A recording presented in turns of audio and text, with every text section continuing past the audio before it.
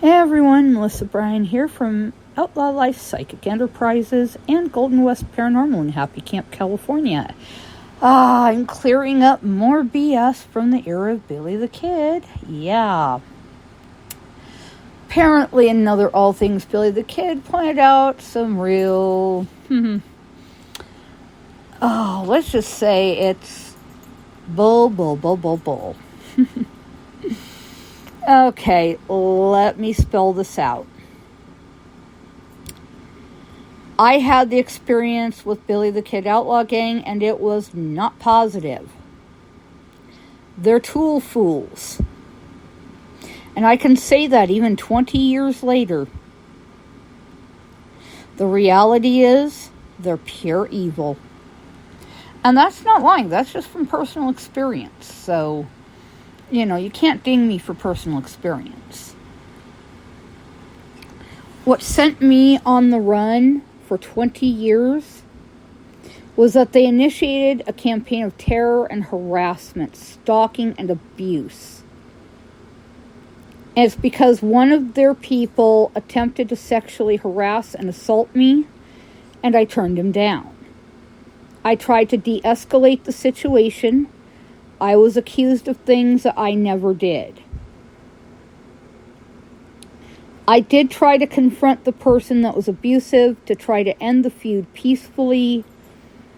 I was hoping for better, and all he wanted was me dead. Well, praises be, Billy and the rest of the family came to my rescue and my defense. Shut him completely down.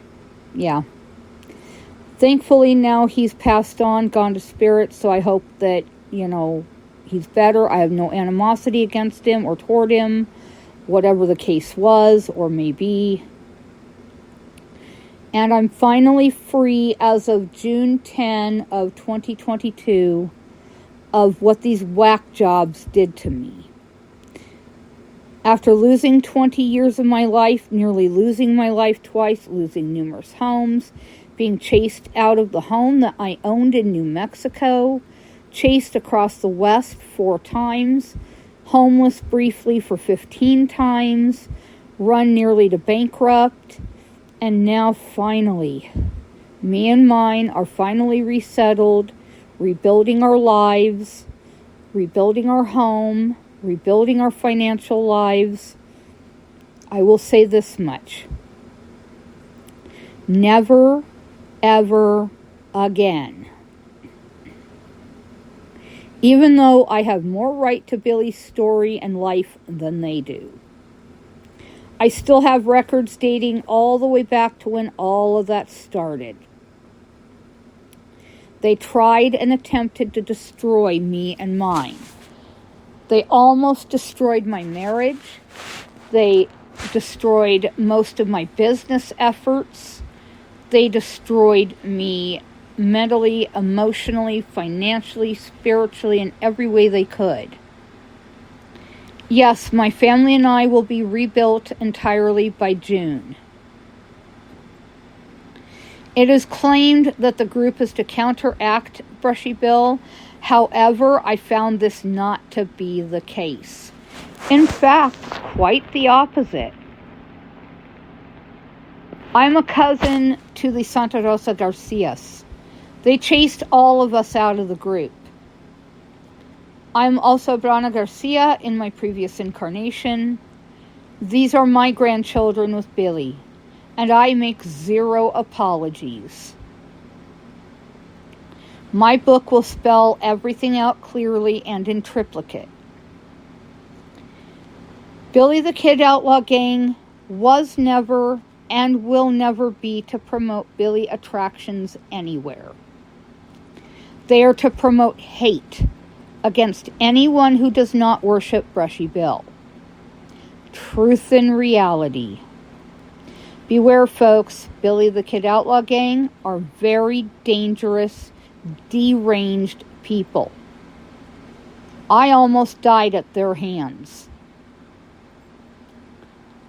So let's make that one clear. Although I do not at the moment believe anything of Brushy nor John Miller, However, I do know Billy in this life and know he was not killed in Fort Sumner, July 14, 1881. I am still searching for his burial info. I know where he is, I just have to find it. He gave me an exacting date and location. As for Howard Bryan, Bryan, he is a Bryan, my hubby's dad's people.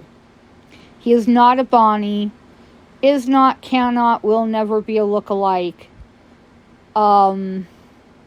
Myself and my Santa Rosa cousins, my cousins in New Jersey, sorry, but we are closer resemblances than he is.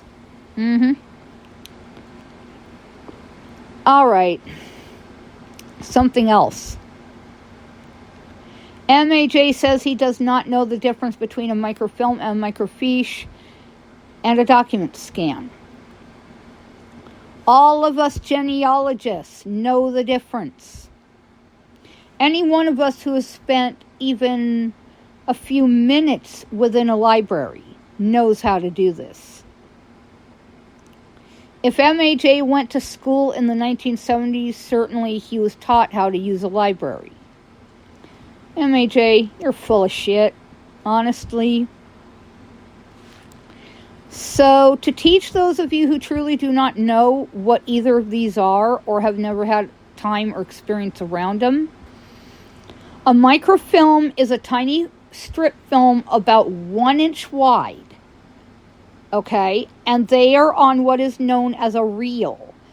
It's a little round thing that you put on a machine and you pull the thing across and put it on another reel, and you crank it with one hand and you find your information on the screen.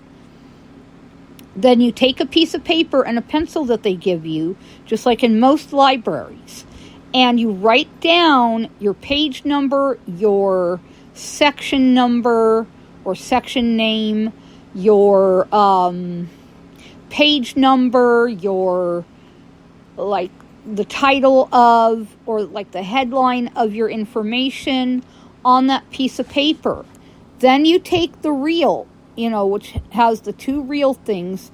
You take that and you kind of put the reels together a little bit and you hold them in one hand and you take your piece of paper in the other hand over to the reference desk, and they will take that information and your reel and they will put it on their own machine if your machine does not already have a printer on it. If it does have it on it, you'll be able to print it right from your machine. If not, then the reference desk will print off your page information and your headline and all that and whatever article that you want. And then you take the thing back to the machine and you unreel it and put it back in its original reel. And then you put the reel back. You go to the reference desk, you pay for your copy page, okay? Page copy, you have to pay it by the page. This is typical of most libraries.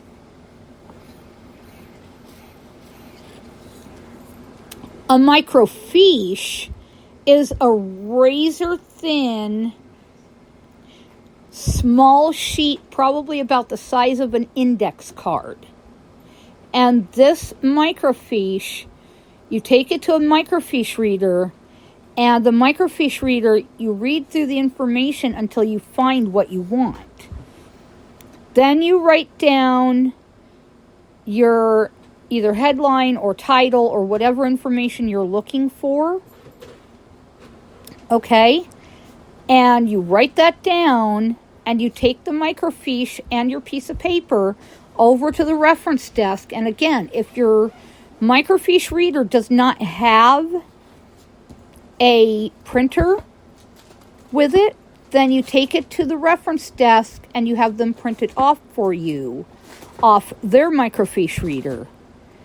And you pay per copy, and then you go put your microfiche back where it goes.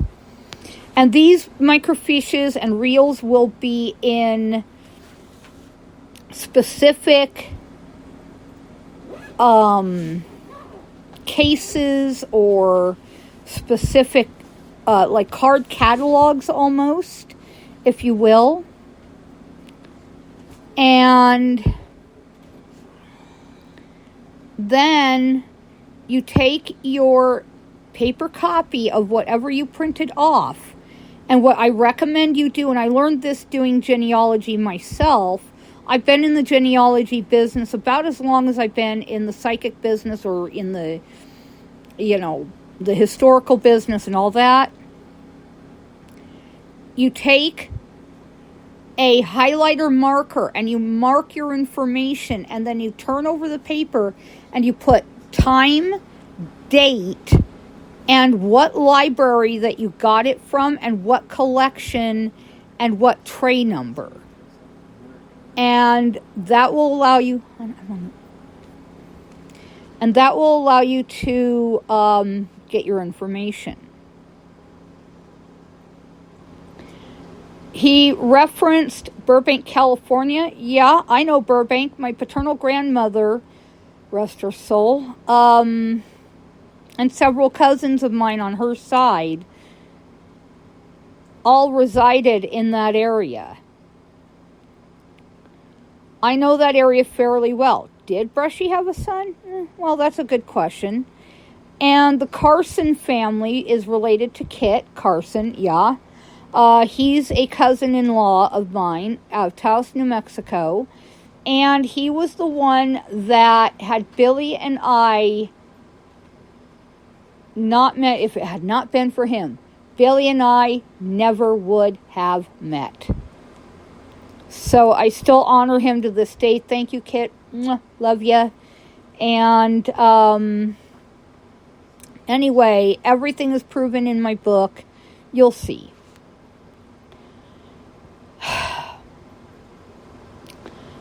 Why do I have to keep repeating the same thing on Delavina's grave? Let me be clear. The only way to find her grave is to let me come in there.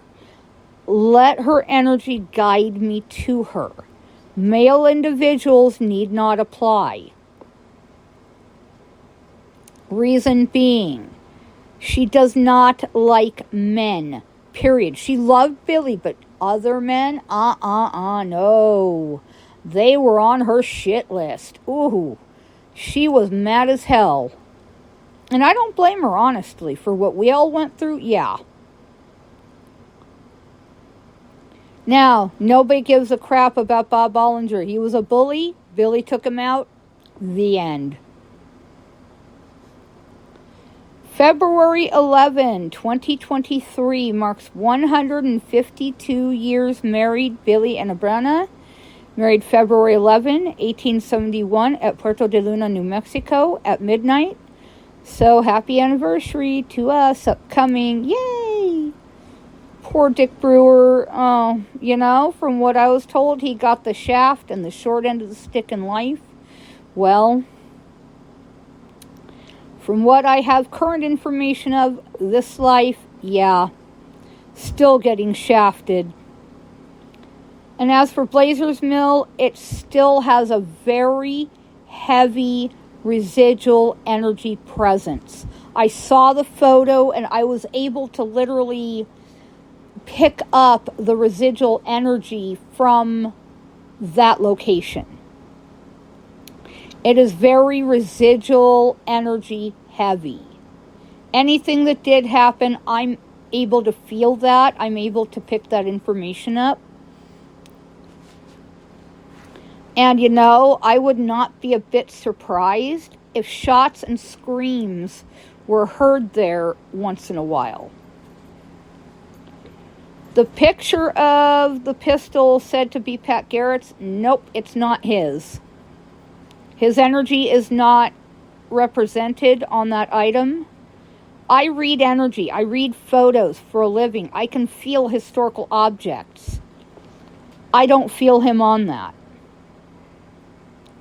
He said, oh, well, Pat only shot one at a time. Yeah, maybe he did. But the cylinder on that pistol is 5 shots. And from around 1910. Single action, yes. I once owned Billy's .41 caliber Colt Thunder. I sold it because there was a lot of bad energy surrounding it. As for Billy's boots and Tombstone, I can verify that yes, those are his. The energy on those boots is very present. $35,000 for a pistol with nothing? No. I would pay maybe $5,000 for a good replica. Yes, all things Billy the Kid Show has indeed degenerated to a new low, just like MAJ said. As there's really very little left to actually talk about, it just repeats the same tired stuff. As for me, I can tell you what Billy was versus what he was not. Wow, some of this nation's best and brightest obtained education via correspondence school. Yet, I was gone after and attacked for the same. Just wow. And he was also mentioning taking and passing the bar. No, I don't think I could, actually. Unfortunately, I'm not smart enough to pass the bar exam. I passed the ASVAB in my much younger years. I don't think I could repeat it. I really don't. But the bar, that's a horse of a different color. So that's what I know of. Just clearing a few things up. Anyway, thank you for listening, y'all. And I hope that, everything's good. So, yeah. Anyway, saying goodnight. And I'll see y'all on the next show.